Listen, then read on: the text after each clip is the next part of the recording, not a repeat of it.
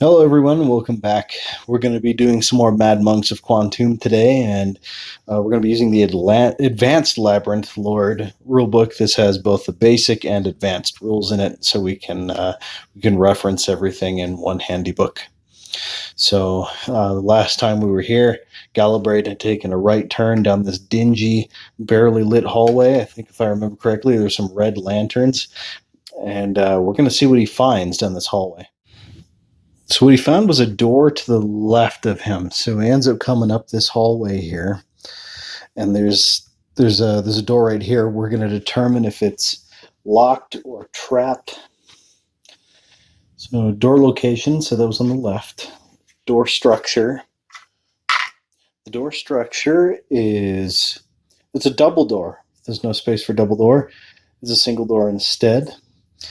And the type of door we have a this thin lacquered wood. So it's going to be locked in a 1 through 9.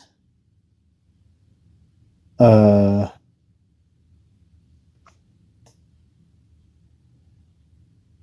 1 through 9/20 +3 force open. Force to open. I'm not exactly sure what that means, but I guess we'll roll again. I don't know 1 through 9. We'll say it's locked. Whoops. It's 7. So yep, the door is locked. Well, instead of forcing it open, we're going to wait for our teammates to catch up, and maybe Veronique can get that to open itself.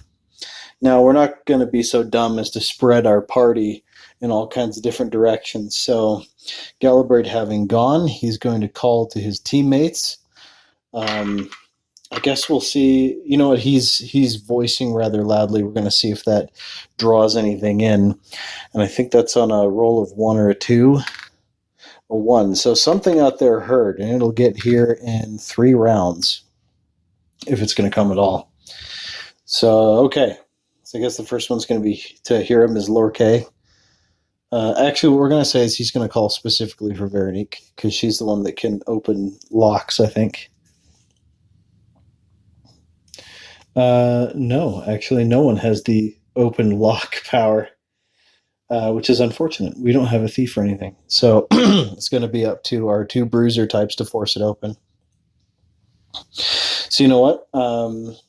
Because he knows that none of them can open the locks, we're going to see if they choose to use this door. So I'm going to roll for their behavior. On an even, they're going to say no. We're going to map out more of this area, and on an odd, they're going to want to open this door. That's an odd. So that's going to be their next order of business. Sig the half ogre is the strongest out of the 4 of them with a strength of 15. So that being the case, he's going to try and force the door open. He rolls a 10. I don't think that's enough to do it. We're going to give him another try. That's better. It's a 19 + 1, so that door flies wide open. At first, I was a little bit disappointed because we ended up rolling just a 20-foot by 20-foot empty room with no exits, except I rolled the room's contents. Besides some rotting furniture in here, we actually found 750 silver pieces in porcelain vases worth 100 copper pieces each in and of themselves. So they did actually find some treasure. This next corridor over here that Veronique and Lorque are looking down, it says it's lit by a single paper lantern, and it's made of black wood and plaster beams, which means there's a 1% point of damage. That's like fire hazard. You like to place on fire and burn it down. I don't think we're in much danger of that. But while these guys are down here picking up treasure, we're going to continue exploring this way. So as these two are going down, we do have some random corridor features here. That's a 39. Excuse me, my nose is running. My allergies are terrible. So for 39, it looks like so there's sort of like some mist hanging out in this hallway. So let's see. At the end of a corridor, what did it say for corridors? I think it was like, yeah, space beyond door, Illumination, single paper lantern, corridor features. I was under the impression that corridors go for like 4 squares and then they just kind of stop. They go for 4 squares and then there's something beyond it. Let's see here.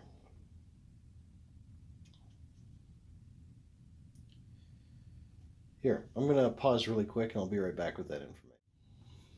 I think I got the right one.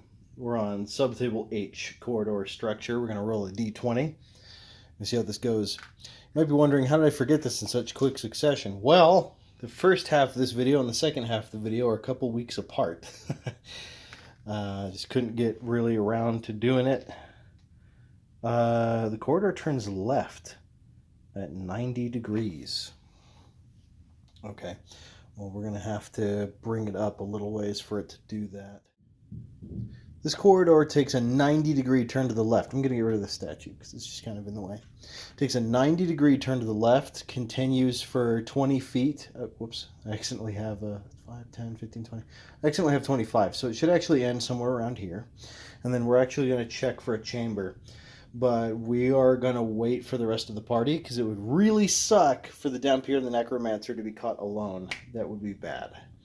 So let's catch up the other guys really quick. They get done gathering up this 750 silver pieces in porcelain vases. They're going to gather that up. You know what they're going to do? Galabrade is going to set that right there in like a little bag at the wherever we came in from. I think we clawed our way through a wall or something like that. So we're actually going to rearrange our marching order. By now, everybody has taken an action, so we're actually going to test. We're going to test to see if there's any... Oh, focus, please. There we go.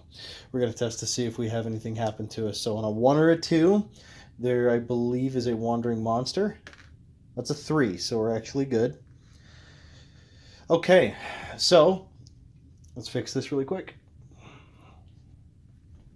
All right, so continuing 20 feet down, our boy here, Sig, backed up by Veronique, backed up by Lorca, backed up by Galabrade. It's nice to see the 4 back on the table again. Let's rotate our camera a little bit, and we're going to test for another chamber. So far, we got 500 silver pieces, we have 29 copper, and 750 more silver pieces in porcelain vases. I don't know how much loot we're going to be able to get together before we go back. I know that there's dangerous stuff in the pagodas, but you know what? I'm actually I guess I'll check their confidence in a minute. We'll let them get through another round of stuff before we start figuring out whether or not they leave. Okay, so it says to check with a chamber, I think. Let me see that again. Continue straight after. Check main table again in 20 feet. So we need to get back to the main table. Main table, we're going to roll a d20. See what we get. That's an 11. This is a room. Page 112, chambers and rooms. There we go. Let's take a look at this. This is another d20 roll. 9. This is a square 30 by 30 foot room with 1d3 minus 1 exits. So we check in our d3. So that's 3 minus 1. It has 2 exits. I assume, does this include the door we came in on? No. Okay, so it actually has 2 other exits. So let's make a 30 by 30 foot. Okay, there's a big room that Sig finds. Let's check the structure really quick here. So that's the structure. So now we've seen our exit locations. We got one on the right wall and then one on the opposite wall over here. No, we need to probably check contents because there might be something nightmarish in here. Features. What do we got in here? D100 check. That's a 6. 1 through 9. Pieces of wood rotting. So there's rotting wood all over this room, just smashed up. And then our contents is an 8. Monster only. So there is a monster in here. Page 121. Let's see what kind of monster we got here. Okay, so we need to check our average level. So everybody in our group is level 3. I think we add all that up and average it, which would just end up being 3, I suppose. So, average level 3. Okay. So, monster level 3. Okay. What do we got? Monster level 3. We rolled a 16. There's an animated crystal statue in here. Okay.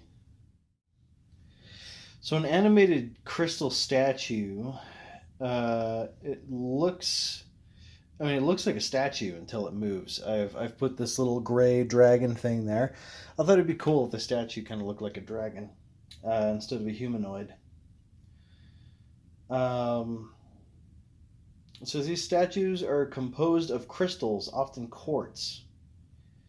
It says they're lawful in alignment, and I don't think we would understand. Actually, I'm gonna say Lorque might know that it's magic. So as they move into the room, I'll have Lorque sort of do an intelligence thing here. Yeah, I'm gonna have him make an intelligence check. So he needs to roll 15 or below, because that's his intelligence score. So we're going to see if he can understand if this is an animated statue. He rolls a 15, so he does know that this is a supernatural creature. Let's see. They may be used to guard locations unless they engage in form of movement. They appear to be normal statues. I suppose we have to find its reaction to us. So let's look that up. Because I would really like to not fight a big old crystal statue. I don't know about you guys. This is the thing. A lot of times in old school games, not fighting is sometimes just better than fighting, especially because, old school OSR stuff, it's all very, very lethal. Okay, so let's take a look. Look at the table of contents here. Let's see if we can find reaction rolls. Encounters. That doesn't say anything about that. So let's do 102. So that's where it says the encounters are.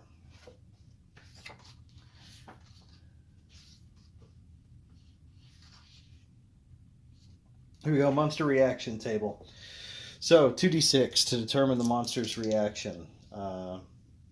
Crystal statue in the shape of a dragon, very imposing looking. We get a 10. 9 through 11, unfriendly, may attack. May attack. So as soon as we enter the room, this creature it's actually going to reveal that it's animated right away, and it's going to turn and look at us, and it doesn't look very happy. So, I think we're going to hurry on out of this room. Actually, I should probably roll my own party's reaction here, because they may actually want to leave and just cash in what they've got. So do they want to stay? Absolutely not. They want to get the heck out of here. So they're going to hustle out of this room, and we're going to go back to Kwantoom. All right.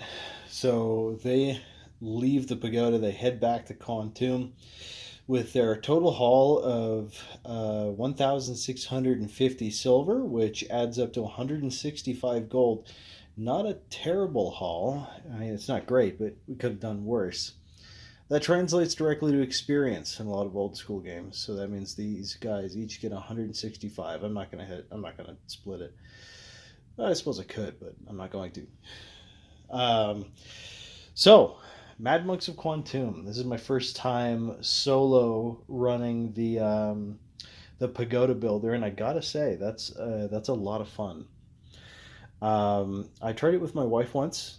We didn't get very far. We ran into flesh-eating beetles and nearly got ripped to shreds. Um, yeah, really fun game. I might have to. I kind of want to come back. I want to generate a different pagoda next time.